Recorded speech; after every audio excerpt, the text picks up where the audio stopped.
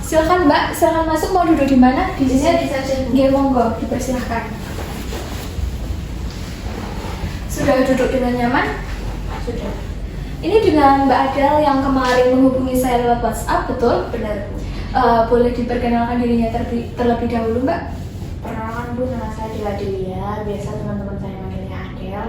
Saya salah satu mahasiswa semester 5 di Universitas 11 Maret. Saya asalnya Klaten. Oh, dari Klaten. Berarti ini tadi berangkat dari Klaten, Mbak? Oke. Tadi mahasiswa semester 5 program studi apa? Program bimbingan dan konseling. Oh, BK. Makanya ya cukup familiar dengan proses konseling gitu. Makanya memutuskan untuk datang untuk konseling gitu ya.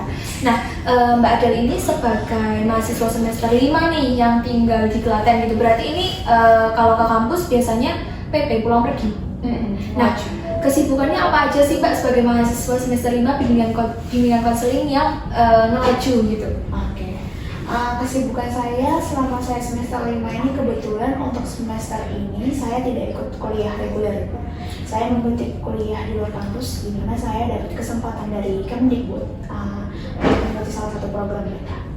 Oh, jadi Mbak Adel ini sedang mengikuti program Kampus Merdeka gitu ya, MBKM gitu. Dengan mengikuti salah satu program MBKM sehingga kuliahnya juga di luar kampus, seperti itu. Kalau boleh tahu program apa Mbak yang sedang Mbak Adel ikuti? Yang saya ikuti itu program Kampus Mengajar. Oh, Kampus Mengajar, karena ingin mengimplementasikan ilmu-ilmu BK gitu ya di sekolah. Nah, kira-kira di Kampus Mengajar itu apa saja sih yang Mbak Adel lakukan atau hal-hal atau program kerja apa yang Mbak Adel lakukan? Untuk program kerja yang saya lakukan di Kampus Mengajar itu sesuai dengan kebutuhan sekolah sendiri. Soalnya pada tahun ini kan kita 2 tahun kemarin itu dapat dapat wabah COVID-19. Jadi selama saya di sekolah itu saya membuat program kerja di mana itu bisa berdampak pada sekolah gitu sih, Bu. Oh, jadi lebih membuat program kerja yang berdampak pada sekolah gitu ya dan bermanfaat gitu di sekolah. Nah, kan tadi Mbak Adel juga menyampaikan bahwa dari Klaten. Berarti ngambil kampus mengajarnya di daerah Klaten atau di daerah Solo? Daerah Klaten, Bu. Kebetulan dekat rumah saya. Oh, jadi karena memang dekat di rumah gitu ya, jadi lebih enak gitu di rumah biar bolak-baliknya. Nah, lalu untuk kegiatan perkuliahan di luar kampus, berarti Mbak Adel sudah tidak mengikuti kegiatan di area kampus lagi? Untuk semester ini, Bu, kebetulan kan ada 24 SKS dan yang dikonversi untuk kampus Merdeka ataupun kampus mengajar itu 20 SKS. Jadi saya punya tabungan 2 SKS lagi, 4 SKS lagi yang belum dikonversi. Dan 4 SKS itu ada mata kuliah praktikum sama mata kuliah seminar. Di mana dari pihak dosen itu memfasilitasi untuk yang ikut program itu untuk Zoom. Tapi jika saya suatu waktu dibutuhkan untuk pergi ke kampus, saya pergi ke kampus. Oh, jadi karena memang dari kampus juga memberikan fasilitas, terus memberikan dukungan untuk mahasiswa-mahasiswanya mengikuti program Kampus Merdeka gitu ya, sehingga perkuliahan bisa dilakukan secara hybrid gitu. Tapi Mbak Adel masih sering ngelaju Solo Klaten? Masih, Bu, untuk ikut kuliah yang emang saya dibutuhkan ke kampus. Oke, jadi masih sering gitu ya. Waduh, semangat sekali ya, berarti harus memiliki motivasi tinggi, apalagi dari Klaten ke Solo kan jaraknya juga nggak dekat gitu ya Mbak Adel ya. Nah, tadi kan Mbak Adel juga sudah menyampaikan kesibukannya apa aja, kegiatannya apa aja gitu. Tentu saja dalam proses konseling ini kan Mbak Adel pastinya memiliki masalah yang ingin diselesaikan atau hal-hal yang ingin disampaikan gitu ya Mbak. Nah, kebetulan Mbak Adel kan dari mahasiswa bimbingan dan konseling, pastinya sangat familiar dengan proses konseling, pastinya sudah tahu kan proses konseling itu seperti apa. Di sini saya tidak akan menjelaskan terlalu banyak gitu ya. Mungkin saya akan menjelaskan mengenai bagaimana proses konseling itu berjalan dan peran masing-masing antara saya sebagai konselor dan Mbak Adel di sini sebagai konseling. Sehingga bisa kita definisikan bahwa konseling ini adalah sebagai upaya atau proses pemberian bantuan untuk menyelesaikan masalah-masalah yang sedang Mbak Adel alami gitu ya.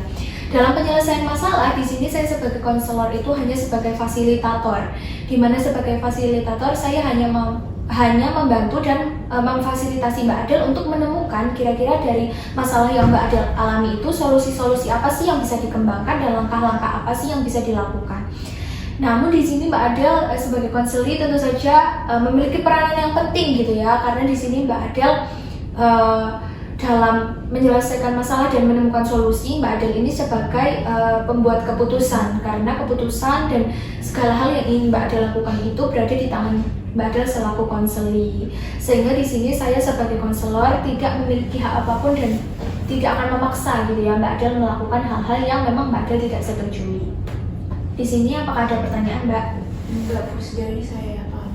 Oke, karena Mbak Adel sudah paham, di sini saya ingin menekankan kepada Mbak Adel bahwa proses konseling ini pastinya akan berhasil apabila Mbak Adel selaku konseli bisa menceritakan dan menyampaikan permasalahan Mbak Adel itu secara gamblang gitu, tidak perlu ragu, tidak perlu ditutup-tutupi, bisa diceritakan dengan leluasa. Karena di sini Mbak Adel sebagai konseli tentu saja kalau Mbak Adel menutupi atau tidak menceritakan dengan gamblang akan ada hambatan-hambatan ke depannya. Nah, dalam menyampaikan permasalahan, Mbak Adel itu tidak perlu khawatir bahwa permasalahan ini itu akan didengarkan oleh pihak-pihak luar gitu, karena permasalahan apapun yang Mbak Adel sampaikan, keresahan apapun yang Mbak Adel sampaikan, dan apapun yang ada dalam proses atau sesi konseling ini akan terjaga di antara saya sebagai konselor dan Mbak Adel sebagai konseli saja. Bisa dipahami, Mbak? Nah, apabila nanti diperlukan pihak-pihak lain untuk membantu berjalannya proses konseling ini atau adanya keterlibatan pihak-pihak lain dalam menyelesaikan permasalahan dalam konseling ini, tentu saja itu atas kehendak dan wewenang dari Mbak Adel selaku konseli ini. Nah, dalam melakukan suatu kegiatan tentunya harus ada batasan waktu agar kegiatan tersebut bisa lebih efisien. Dalam hal ini, proses konseling ini juga pastinya harus dibatasi oleh waktu gitu. Kalau misalnya kita batasi kegiatan sesi konseling ini selama 30-40 menit, apakah Mbak Adel bersedia? Bersedia. Oke, karena di sini Mbak Adel juga sudah bersedia dan sudah memahami prinsip-prinsip konseling dan apa saja yang akan kita lakukan bersama di sini. Saya memiliki surat pernyataan persetujuan. Dalam surat pernyataan persetujuan ini, Mbak Adel boleh dibaca nanti lebih dalamnya. Di sini itu Mbak Adel selaku konseli itu bisa menyatakan kesediaan dan persetujuannya untuk terlibat dan berpartisipasi aktif dalam proses dan sesi konseling kita hari ini. Sehingga dalam poin-poin ini Mbak Adel bisa baca untuk mengetahui bagaimana sih proses konseling ini berjalan. Dan nanti Mbak Adel bisa langsung tanda tangan kalau misalkan ada yang ingin ditanyakan seputar surat pernyataan persetujuan atau ada hal-hal lain yang mengganjal, boleh langsung ditanyakan kepada saya. Mbak Adel nggak usah khawatir untuk tanda tangan ya, karena saya selaku konselor juga ikut bertanda tangan. Boleh dibaca terlebih dahulu ini.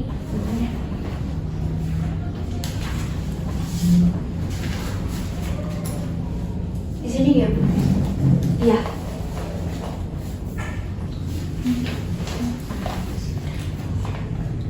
Saya tanda tangan di sini, Mbak. Oke.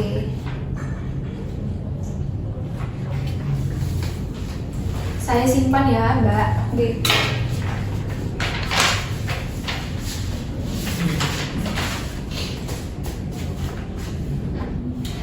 Nah, pastinya kan dalam melakukan konseling atau seseorang memutuskan untuk melakukan konseling itu ada hal yang mengganjal dalam hatinya atau ada permasalahan yang sedang dialami.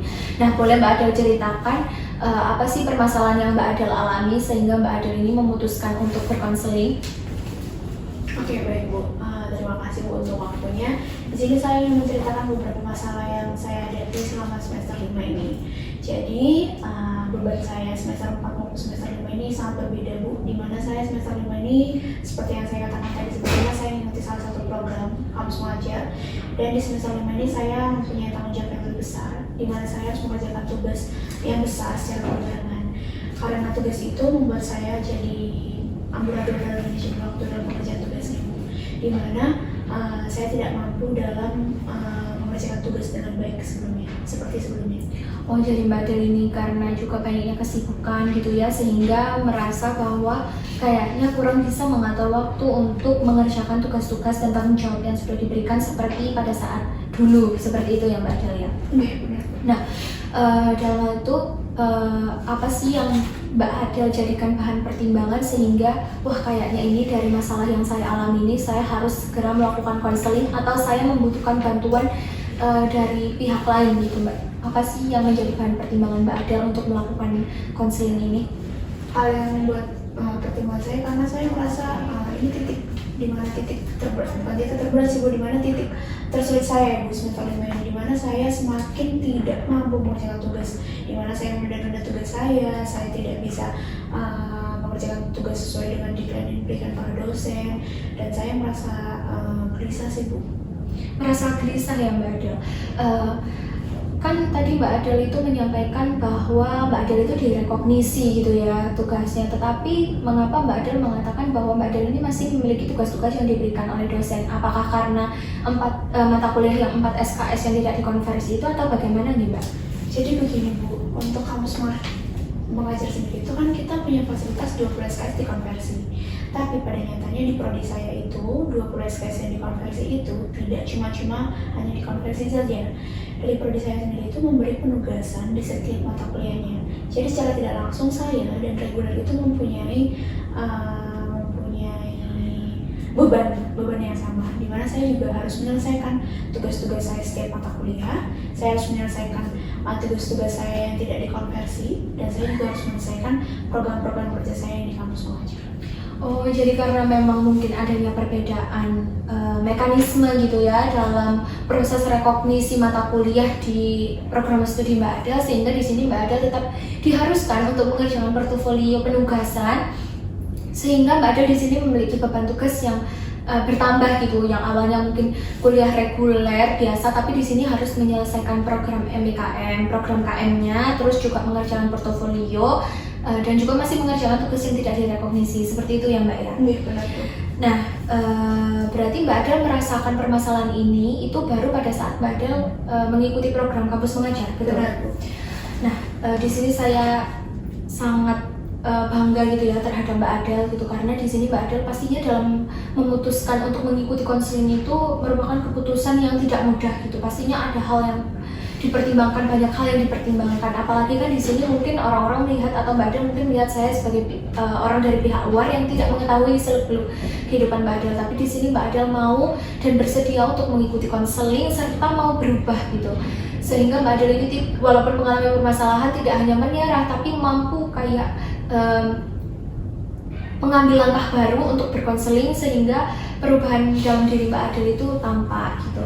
Nah, di sini kan pastinya dalam melakukan konseling Mbak Adel memiliki tujuan gitu ya. Tujuan apa sih yang ingin Mbak Adel capai dalam proses konseling kali ini?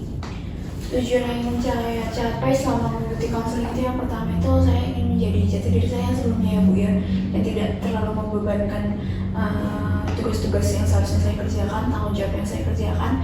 Saya ingin menjadi seorang yang rileks ya seperti semester sebelumnya saya mampu dalam mengerjakan tugas-tugas dengan baik gitu sih. Jadi tujuan yang ingin dicapai itu adalah Mbak Adel ingin kembali seperti pribadi yang dulu, di mana Mbak Adel itu tidak menganggap tugas ini sebagai beban-beban yang harus dikerjakan. Terus Mbak Adel juga bisa mengerjakan tugas dengan baik, tidak menunda-nunda lagi. Terus juga di sini Mbak Adel ingin lebih rileks gitu ya dalam menjalani hari gitu. Nah, setelah tujuan yang ingin dicapai itu kan tadi Mbak Adel sudah sampaikan gitu ya, itu tujuan yang ingin Mbak Adel capai. Setelah itu harapan apa sih yang Mbak inginkan setelah melakukan sesi konseling? Harapan yang ingin saya lakukan setelah saya mengikuti konseling itu ya saya berharap setelah saya ikut konseling ini saya jadi bisa mengerjakan tugas saya dengan baik dan tidak menunda-nunda. Jadi Mbak Adel itu berharap bisa mengerjakan tugas dengan baik dan tidak menunda pekerjaan lagi seperti pada saat dulu gitu ya. Nah, di sini kan pastinya sebelum mengikuti proses konseling Mbak Adel pasti sudah ada usaha-usaha atau strategi-strategi yang dilakukan untuk melakukan konseling. Kira-kira dari untuk menyelesaikan permasalahan, maaf. Nah, dari permasalahan tersebut itu kira-kira upaya atau strategi apa sih yang sudah Mbak Adel lakukan untuk mengatasi permasalahan ini? Upaya dan strategi yang saya lakukan sebelumnya ya. Iya. Untuk saat ini saya belum menemukan strategi kembali karena ya itu Bu, saya menunda-nunda itu. Untuk yang sebelumnya saya melakukan strategi dengan itu sih Bu, menjadwalkan penugasan deadline setiap waktunya. Oh, jadi Mbak Adel itu kayak membuat jadwal untuk mengetahui deadline penugasannya itu kapan saja gitu. Nah, itu biasanya Mbak Adel catat secara manual di kertas ataukah di gadget, karena kan sekarang sudah ada gadget, atau bagaimana Mbak, atau di sticky notes gitu atau bagaimana? Saya menjadwalkannya itu di kalender sih Bu. Jadi setiap ada waktu jam saya belajar, dimana nanti setiap jam itu maupun tanggal itu bakal ada masuk notif untuk peringatan untuk saya mengerjakan tugas itu. Oh, berarti ini kalender secara digital ya, bukan kalender yang manual.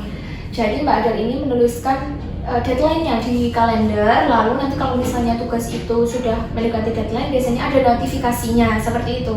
Nah, kan tadi Mbak Adel sudah melakukan strategi dan upaya itu ya untuk bisa mengerjakan tugas dengan baik. Kan dengan upaya itu berharapnya dengan adanya notif itu tergerak gitu ya untuk mengerjakan penugasan-penugasan yang ada.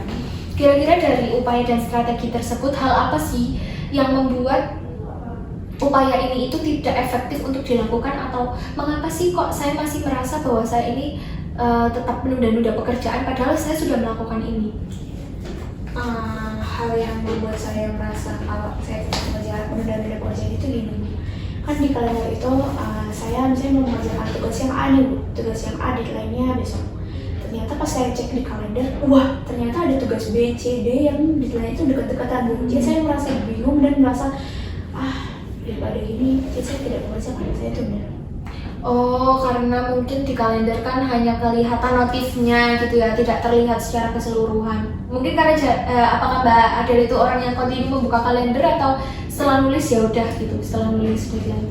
Setelah nulis ya udah. Nah, mungkin karena tidak dicek gitu ya, maksudnya tugas-tugasnya apa saja, jadi hanya muncul di notif gitu, tidak terlihat secara visual, hanya terlihat di notif, sehingga pada saat mengerjakan satu tugas, loh kok ternyata ada tugas B, C, D yang lain, sehingga hal tersebut membuat Mbak Adel ini merasa, waduh, ternyata banyak tugasnya, dan itu membuat malah semakin malas mengerjakan tugas dan semakin ditunda-tunda, seperti itu ya Mbak Adel ya?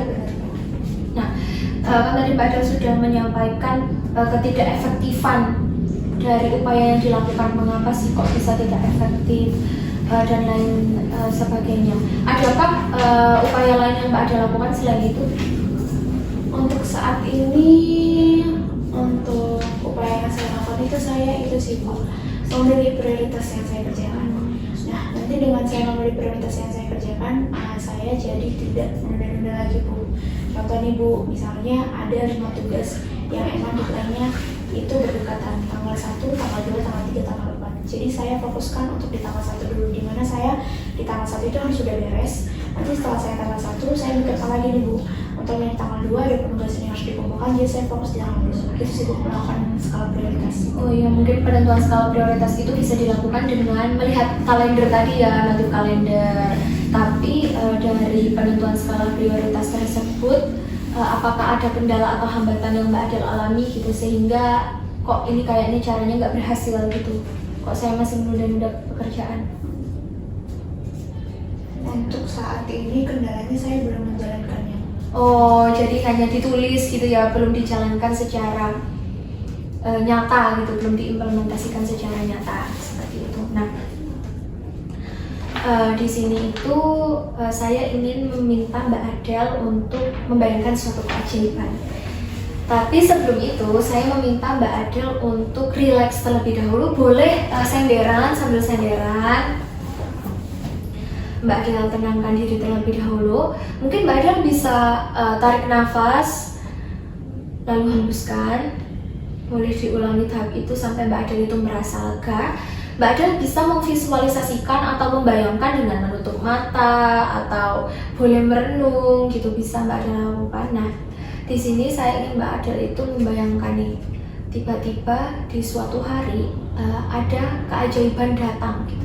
Ada sebuah keajaiban datang di mana tugas-tugas yang Mbak Adel kerjakan ini selesai, atau Mbak Adel ini bisa mengerjakan tugas tersebut dengan baik.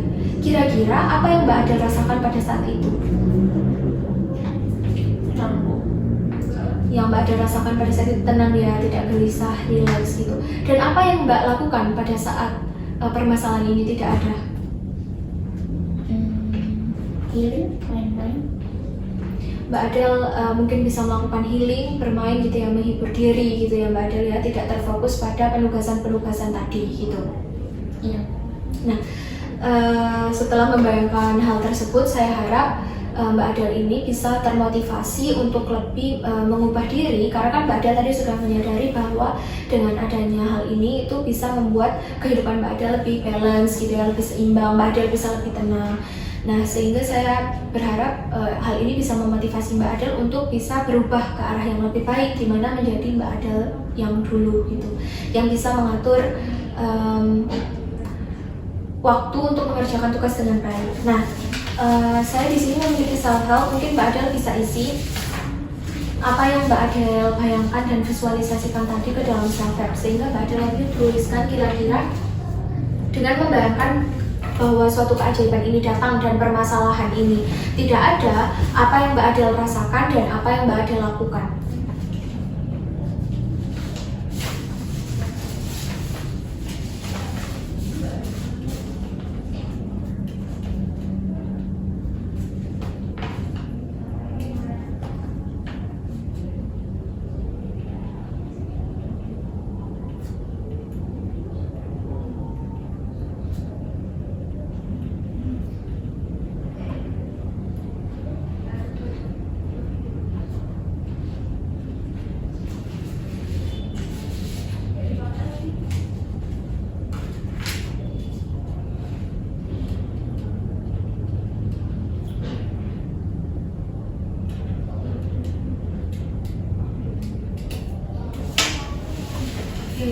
Saya baca nih Mbak. Sini Mbak Adele tadi juga sudah menyebutkan quality time bersama orang yang disayang seperti teman, bisa healing bersama teman, sehingga kehidupannya bisa lebih balance gitu ya, antara mengerjakan tugas dan juga bersenang-senang. Terus bisa mencari kesibukan dengan menambah value diri, mungkin nggak hanya terfokus pada penundaan tugas, tapi juga bisa mengembangkan diri juga. Terus juga mengeksplor Pulau Jawa. Mbak Adele ini suka eksplor ya orangnya ya, sangat suka traveling berarti.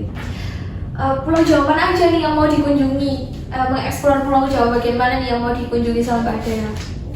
Kalau bagian petani, saya kebetulan buta petani Bu, jadi saya pengen eksplor bagian Karimun Jawa. Karimun Jawa, pengen di Karimun Jawa ya. Mungkin karena lihat nonton TikTok ya Mbak ya, sehingga dengan permasalahan ini nggak ada gitu, dengan permasalahan ini hilang atau lenyap, itu Mbak Adele saya bisa melakukan banyak kegiatan, saya bisa bersenang-senang dengan teman, saya bisa eksplor banyak hal, sehingga nggak hanya terpaku pada penundaan penugasan gitu. Nah, di sini itu saya memiliki lembar self-help lagi yang bernama My Skill.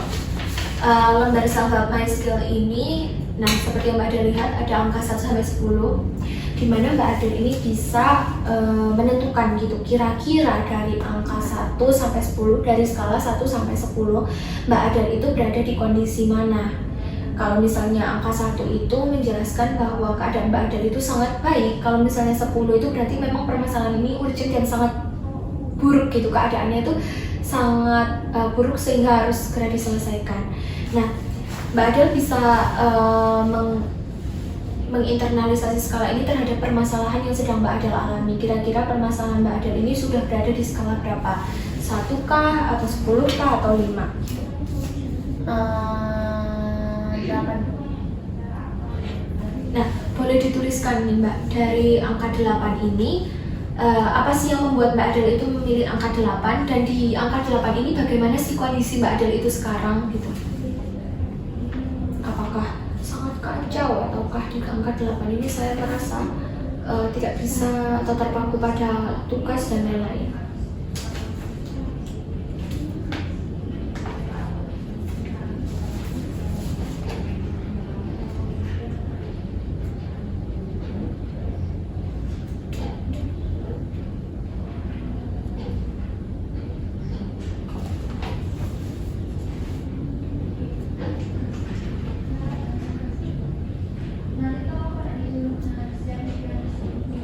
Sudah. Saya izin membaca ya Mbak.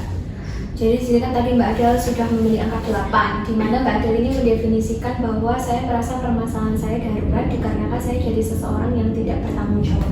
Boleh dijelaskan bagian tidak bertanggung jawabnya ini seperti apa Mbak? Jadi Bu, karena permasalahan ini membuat saya menjadi seorang yang tidak bertanggung jawab itu, dimana saya tidak tidak mengerjakan tugas sesuai dengan deadline yang diaturkan atau deadline yang sudah ditepati oleh dosen. Dengan adanya itu membuat saya jadi kepikiran takut akan nilai saya nantinya. Tapi pada kenyataannya itu yang membuat saya takut akan kepikiran saya sendiri itu ya gara-gara perilaku saya gitu. Saya tidak suka dengan hal itu. Jadi di sini Mbak Adel itu mengidentifikasi angka 8 karena Mbak Adel pikir di angka 8 ini Mbak Adel sudah mengalami atau sudah memasuki istilahnya dangerous zone gitu ya, atau kawasan darurat gitu, di mana Mbak Adel ini menjadi pribadi yang tidak bertanggung jawab. Seperti misalnya tugasnya itu melewati deadline gitu, terus juga tidak sesuai dengan timeline yang sudah diberikan dosen. Tapi biasanya terlambatnya itu rentang waktunya berapa Mbak? Untuk terlambat itu rentang waktunya saya kadang 1 hari, 2 hari. Oh, 1 hari melewati batas pengumpulannya atau 2 hari gitu ya, karena ada keterlambatan. Dan itu juga mempengaruhi penugasan di deadline lainnya berarti ya? Benar. Oke, di sini Mbak Adel bagus sekali ya, sudah bisa untuk mengidentifikasi diri, juga tidak takut untuk mengakui kira-kira kekurangan dalam diri saya itu apa, terus merefleksikan diri sehingga Mbak Adel itu akhirnya bisa untuk memperbaiki diri, ingin berubah dan ingin menjadi pribadi yang lebih baik. Nah, kan tadi Mbak Adel sudah menyampaikan bahwa skalanya itu berada di angka 8. Tentu saja kan Mbak Adel itu mengharapkan sebuah perubahan gitu. Di mana Mbak Adel ini kondisinya menjadi lebih baik daripada sebelumnya. Boleh dituliskan dan diisi lagi Mbak, dari angka 1 sampai 10 harapannya itu Mbak Adel mencapai skala mana? Kan tadi di 8, mungkin bisa ditulis gitu, maunya tuh ada di skala mana? Saya maunya di skala 5. Nah, boleh dituliskan seperti tadi, di skala 5 itu Mbak Adel mengharapkan kondisi Mbak Adel itu seperti apa nantinya?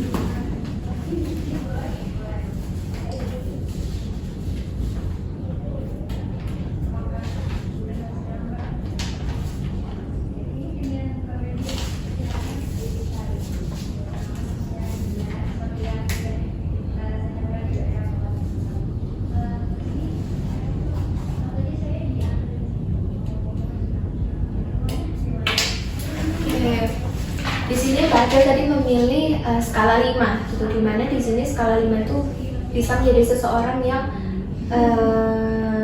bisa bertanggung jawab gitu ya, bisa seenggaknya deadline dari penugasannya itu tidak terlewat gitu ya Mbak ya, betul? Betul. Nah, mengapa di angka 5 Mbak? Kenapa tidak misalnya di angka 6 atau 4? Saya memilih angka 5 itu karena menurut saya angka 5 itu adalah angka yang pertengahan. Dimana saya tidak menjadi seorang yang ambisius dan saya tidak menjadi seorang yang tidak bertanggung jawab. Dimana di angka 5 itu adalah batas pertengahan seorang manusia, dimana saya bisa berperan menjadi seorang manusia dan seorang mahasiswa dengan baik. Dan tapi saya juga tidak terlalu ambisius gitu loh. Saya mampu mengerjakan tugas dengan baik dengan tidak menunda-nunda seperti itu. Jadi karena di angka 5 ini tergolongnya angka netral gitu ya, dimana Mbak Adel ini juga kan dalam perubahan itu butuh tahapan ya, nggak langsung drastis, juga nggak langsung menjadi pribadi yang ambisius. Tetapi di angka 5 ini Mbak Adel berharap walaupun sudah bisa bertanggung jawab, tapi Mbak Adel juga bisa menjadi orang yang istilahnya relax dengan kehidupannya seperti itu. Nah, tadi kan Mbak Adel sudah mengisi lembar miracle question nih, dimana Mbak Adel itu membayangkan permasalahan itu tidak terjadi dan ini hal-hal yang akan dilakukan seperti itu ya Mbak ya. Kira-kira di masa lalu, kan tadi Mbak Adel juga sempat mention kayak dulu tuh saya nggak seperti itu, dulu itu saya mampu kok mengerjakan tugas dengan baik. Kira-kira di momen apa sih Mbak Adel ini tidak mengalami permasalahan ini, permasalahan menunda-nunda tugas itu di momen apa, di masa apa dan kapan? Di momen saya semester 4. Di semester 4, boleh dijelaskan di semester 4 itu Mbak Adel bagaimana kondisinya dalam pengerjaan tugas dan manajemen waktu? Selama saya di semester 4 itu, alhamdulillah itu saya mengerjakan tugas sesuai dengan kesepakatan dengan dosen, yaitu sesuai dengan deadline. Saya mengerjakan tugas dengan baik. Saya menjadi seorang yang standar sih bu, nggak ambisius juga ya, tapi juga tidak ngoyo banget. Ya saya tetap mengerjakan tugas. Saya tidak memikirkan hal-hal yang tidak seharusnya saya pikirkan. Saya tidak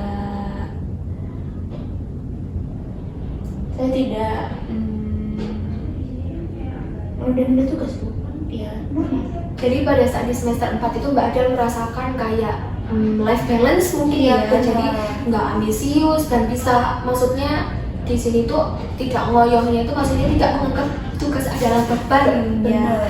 Jadinya kayak menjalankan hari juga enak, enjoy, mengerjakan tugas juga tidak tertekan, terus pengerjaannya juga sesuai deadline. Nah, kira-kira pada saat itu apa sih yang Mbak Adel lakukan atau apa sih yang terjadi pada Mbak Adel saat itu sehingga itu tidak seperti sekarang? Hal yang saya lakukan pada saat itu yang mengerjakan sesuai dengan yang sudah saya rencanakan, yang sudah saya jadwalkan.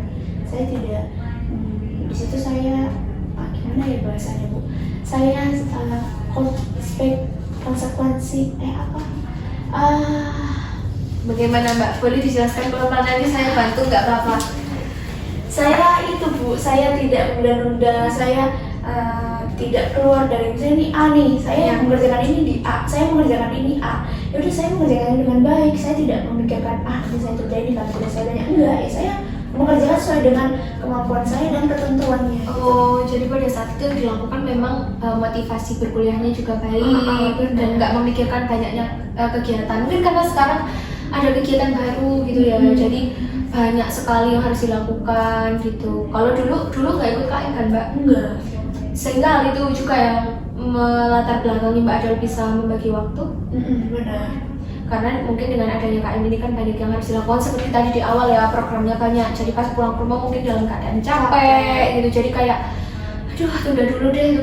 Nah mungkin di semester 4 lebih enjoy karena beban kerjanya juga belum terlalu seperti sekarang gitu. Terus juga kan menghadapi anak di sekolah kan memerlukan tenaga yang luar biasa, sehingga pada saat itu Mbak Adel merasa menjadi pribadi yang tidak menunda pekerjaan dan mampu fokus pada pekerjaannya.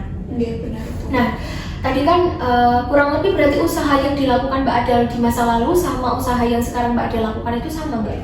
Sama Bu. Kayak tadi kan ada menulis di kalender, Google Calendar, terus juga menentukan skala prioritas. Apakah di semester 4 itu Mbak Adel juga melaksanakan itu? Ya Bu, saya melakukan itu dan melaksanakan itu, tapi bedanya karena tanggung jawab saya lebih besar, jadi saya tidak menyelesaikan sesuai dengan yang saya rencanakan. Nah, berarti kan dalam usaha dan upaya yang dilakukan itu perlu upgrade ya Mbak ya, karena kondisi di semester 4 dan semester 5 Mbak Adel ini juga berbeda. Tadi kan di semester 4 Mbak Adel menyatakan saya tuh dulu nggak ikut KM, saya nggak punya kesibukan apapun selain berkuliah, sehingga mungkin saya bisa lebih fokus untuk mengerjakan tugas gitu, dan juga saya lebih bisa untuk konsisten terhadap apa yang saya kerjakan, nggak nunda-nunda. Nah di semester 5 ini karena memang ada program yang harus dilaksanakan, tentu saja banyak sekali tanggung jawab yang diemban, tanggung jawab yang dipikul seperti itu, sehingga pastinya upaya yang dilakukan juga ada perbedaan dan harus di-upgrade untuk lebih bisa efektif. Menurut Mbak Adel nih, kira-kira dari upaya yang ada, tadi kan upaya sudah dilakukan Google Calendar sama skala prioritas, apa sih yang harus ditambahi, di-upgrade atau yang harus dilakukan kembali supaya permasalahan ini tuh selesai atau berkurang dari yang skala 8 bisa menjadi skala 5? Hal yang saya lakukan di mana saya harus dengan saya menjadwalkan itu, gimana saya menjadi seorang yang memang kalau saya melihat gini ada tugas, melihat gini ada tugas, ada peringatan tertentu untuk diri saya. Oh, jadi mungkin karena tadi kan karena tidak ada visualisasi secara nyata mungkin ya, kalau misalnya di Google Calendar kan kayak oh ya udah gitu di scroll gitu bisa hilang, tapi Mbak Adel di sini lebih membutuhkan hal-hal yang memang bisa dilihat setiap hari secara nyata, kayak oh ada tugas gitu secara gamblang penulisannya, mungkin perlu di-upgrade seperti itu. Lalu untuk penentuan skala prioritas apakah harus diperbaiki lagi, mungkin misalnya ditambahi apa atau seperti apa? Mungkin bisa ditambahi enggak sih, mungkin untuk skala prioritas saya lebih memikirkan bagaimana caranya saya membuat rencana itu secara nyata, tidak melalui list lagi. Nyata, biar saya bisa melihat oh ini tugasnya skala prioritasnya tanggal segini harus saya kerjain ini harus beres nih, ini harus beres gitu. Mungkin lebih ke pengimplementasian secara nyata, dan Mbak Adel yakin itu bisa efektif untuk mengatasi permasalahan Mbak Adel? Insya Allah ya, patut dicoba gitu, karena dulu di semester 4 sempat dicoba, tetapi mungkin karena caranya kesibukannya juga bertambah sehingga caranya juga harus di-upgrade gitu. Nah, tadi kan Mbak Adel sudah mengatakan bahwa di sini sepertinya itu saya butuh skala prioritas yang realistik gitu ya, bisa dilihat secara nyata ya, bukan berarti kalau di HP nggak bisa dilihat gitu. Mungkin yang selalu terlihat walaupun kita tuh nggak sadar gitu, misalnya di depan cermin atau di depan pintu misalkan, jadi atau di depan tempat tidur gitu. Setiap tidur, oh iya saya ada tugas ini. Di sini saya ada lembar bukan penugasan ya, lebih tepatnya pada lembar skala prioritas. Mungkin ini bisa membantu Mbak Adel ke depannya untuk menentukan gitu di skala prioritas ini. Kegiatan ini bisa berupa penugasan atau kegiatan apa yang Mbak Adel lakukan, lalu durasinya supaya Mbak Adel itu tahu kira-kira pengerjaan dari jam berapa, lalu deadline-nya juga bisa ditulis di sini. Kira-kira hambatan pendukungnya, kira-kira faktor pendukungnya apa dan hambatannya apa bisa dituliskan Mbak. Kira-kira misalnya nih, saya mengerjakan tugas ini, durasi waktunya segini. Pendukungnya misalnya saya beli makanan, tapi hambatannya saya masih males menunda karena misalnya scroll TikTok, itu boleh ditulis di sini. Lalu rate-nya untuk hari ini supaya Mbak Adel itu lebih bersemangat agar rate hari-hari Mbak Adel itu bisa membaik seiring berjalannya waktu. Nah karena ini kan bentuknya seperti ini ya, mungkin bisa nanti Mbak Adel upayakan untuk ditempel di jam. Biasanya Mbak Adel bisa sering menatap apa nih, misalnya apakah yang paling kelihatan, tempat spot yang paling kelihatan, apakah lemari ataukah di depan tempat tidur? Lemari. Di lemari, jadi lebih sering kalau bangun gitu kelihatan lemari. Nah mungkin bisa ditempatkan di tempat-tempat yang strategis. Boleh dibaca dan dipahami dulu. Kalau misalnya ada pertanyaan nanti Mbak Adel bisa tanyakan. Ini nggak dikerjakan sekarang juga ya Mbak ya? Berarti nanti saya kerjakan jika saya ingin melakukan kegiatan setiap harinya. Atau bisa jadi penugasan-penugasan yang Mbak Adel dapatkan gitu. Terus ditulis deadline-nya kapan, durasi pengerjaannya rencananya berapa, pendukungnya apa, hambatannya apa, sama rate. Ya. Nah, karena kan ini tadi saya bilang nggak dikerjakan sekarang juga ya, dan kalau misalnya kita melihat atau menganalisis suatu solusi apakah itu efektif atau tidak kan butuh jangka waktu gitu. Nah kira-kira dari Mbak Adel sendiri mau mencoba menuliskan skala prioritas ini selama berapa lama? Apakah mau dilakukan percobaan dulu selama seminggu atau sebulan untuk mengetahui bahwa solusi ini efektif atau tidak, atau bagaimana? Sepertinya 2 minggu.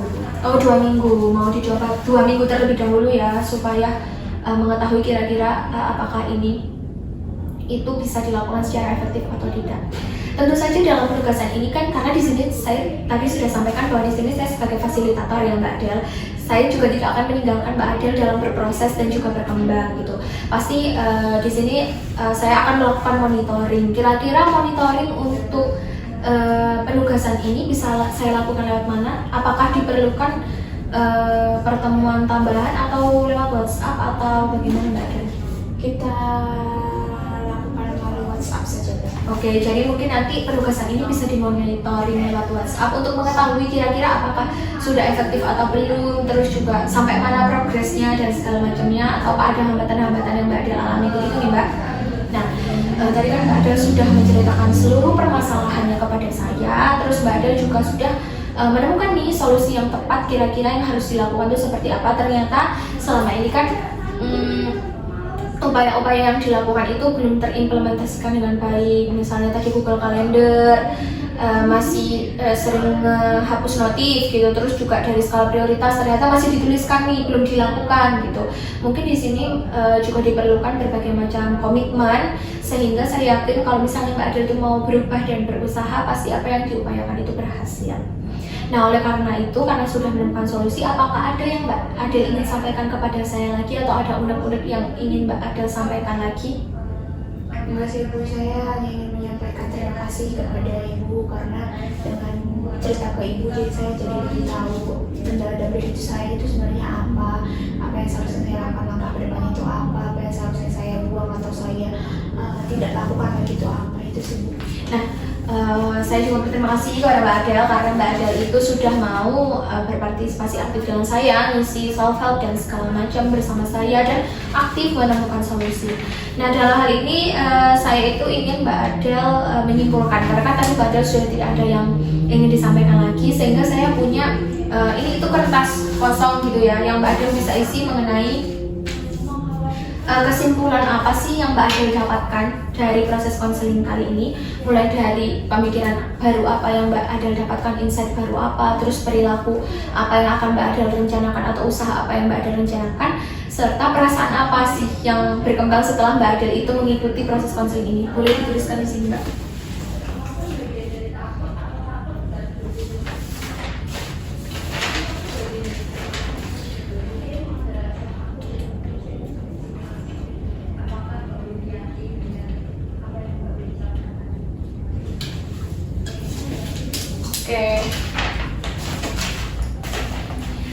Oke, kan tadi Mbak Adel sudah menyampaikan gitu ya apa sih yang sudah didapat dan apa yang harus dilakukan serta perasaan apa yang berkembang. Mungkin boleh dijelaskan dan diceritakan lagi Mbak secara lebih mendetail kesimpulan apa yang Mbak Adel dapatkan. Untuk kesimpulan yang saya dapatkan itu untuk konseling kali ini kan Bu, pertama kali saya konseling kepada pihak yang berwenang atau pihak yang memang ahli dalam bidang ini. Selama saya mengikuti konseling ini, saya pertama merasa bahagia dan saya merasa senang karena saya diterima dengan baik oleh ibu. Saya merasa nyaman juga cerita ke ibu karena saya pada awalnya takut ingin konseling itu karena saya takut diyakini, takut diberi judge kepada saya karena menurut saya sebenarnya permasalahan saya ini tidak permasalahan yang sangat besar yang harus gimana tidak, tapi menurut orang lain memandang seperti itu, tapi menurut saya tidak ya Bu. Tapi menurut saya permasalahan saya sudah masuk ke dalam jangka darurat. Dengan saya mengikuti konseling dengan ibu, saya jadi dapat inovasi baru. Dengan saya harus menjadi seorang yang memang bertanggung jawab akan diri saya, bertanggung jawab akan tugas-tugas yang diberikan kepada saya, dan saya mampu untuk bisa mengendalikan diri saya. Itu sih. Nah, tadi kan Mbak Adel sudah menyampaikan banyak hal ya, ternyata banyak sekali yang bisa didapatkan, terus ternyata juga ada hal-hal positif yang didapatkan selama konseling gitu ya.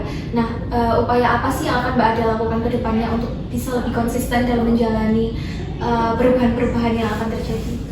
Upaya yang saya lakukan itu yang pertama itu saya harus bisa mengelola diri saya, dimana saya harus bisa mengerjakan tugas sesuai dengan yang saya rencanakan. Saya harus bertanggung jawab akan rencana yang saya buat, itu sih. Jadi mungkin di samping menulis skala prioritas, ya skala prioritas memang bisa ditulis gitu ya. Tapi kan yang lebih penting adalah komitmen dan rasa tanggung jawab yang ada dalam diri. Bagaimana kita menyadari bahwa tugas ini merupakan suatu hal yang penting untuk meningkatkan skill seperti itu ya. Bagus sekali Mbak Adel, saya juga setuju dengan Mbak Adel gitu ya atas kesimpulan yang didapatkan. Terus tadi juga Mbak Adel bisa menyampaikan hal-hal yang menurut Mbak Adel itu meresahkan dan juga menurut Mbak Adel itu harus diperbaiki gitu. Di sini saya bangga terhadap Mbak Adel karena Mbak Adel sudah bisa berproses sampai saat ini. Nah, karena memang ini juga Mbak Adel sudah tidak ada yang ingin disampaikan dan waktu konseling kita akan berakhir, sehingga saya mau mohon maaf gitu kalau misalnya proses konseling ini tuh harus segera diakhiri. Nah, kalau dari Mbak Adel sendiri, apakah mau melakukan konseling tambahan? Misalnya melakukan sesi konseling tambahan atau sudah cukup di sini hanya melakukan monitoring by WA saja? Kemungkinan saya akan melakukan konseling tambahan dulu, tapi jika untuk konseling tambahan itu nanti menyesuaikan terhadap diri saya. Jika saya merasa saya kurang mampu atau saya merasa tidak bisa mengendalikan lagi atau saya merasa masih sama aja dan skala prioritas tidak efisien dengan saya bakal mencoba. Oke, jadi mungkin kita melihat dan meninjau dari progres skala prioritas terlebih dahulu, apakah solusi ini bisa efektif, nanti baru diputuskan untuk konseling tambahan. Karena tadi diberikan waktu 2 minggu ya, mungkin bisa di hari yang sama 2 minggu lagi atau kita sepakati lagi by WA, seperti itu ya Mbak Adel ya. Oke, di sini juga saya mau berterima kasih kepada Mbak Adel karena Mbak Adel itu sudah mau mempercayakan permasalahan Mbak Adel kepada saya, sudah datang ke sini tadi ya, melaju dari Klaten, padahal lagi sibuk juga untuk melakukan program kampus mengajar. Di sini saya hanya ingin menguatkan dan meyakinkan Mbak Adel bahwa memang sebuah perubahan itu harus diiringi dengan motivasi dan konsistensi yang tinggi, sehingga tidak masalah bahwa kita itu masih nggak sesuai dengan progres yang kita harapkan, seenggaknya kita bisa berprogres, seperti itu ya Mbak Adel. Baik, karena juga Mbak Adel sudah merasa cukup, kalau misalnya sesi konseling ini kita akhiri, apakah diperbolehkan Mbak? Boleh Bu, oleh karena itu saya izin pamit. Oh iya, hati-hati di jalan ya Mbak Adel, terima kasih banyak ya, ini bisa dibawa. Sudah tidak ada yang ketinggalan? Tidak Bu. Oke, hati-hati di jalan ya. Terima kasih.